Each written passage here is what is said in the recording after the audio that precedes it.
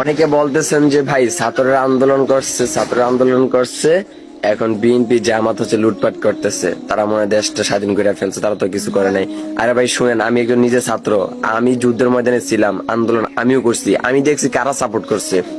ওই জামাত শিবির এবং এই বিএনপি সাপোর্ট করছে, অন্য দলও করছে, তারা খুবই কম ছিল, কিন্তু এই দুইটা দল খুবই সাপোর্ট করছে ছাত্রদেরকে। ছাত্ররা এটা শিকারে যাইতে হইব, ছাত্ররা যে তার কার থেকে সাপোর্ট পাইছে।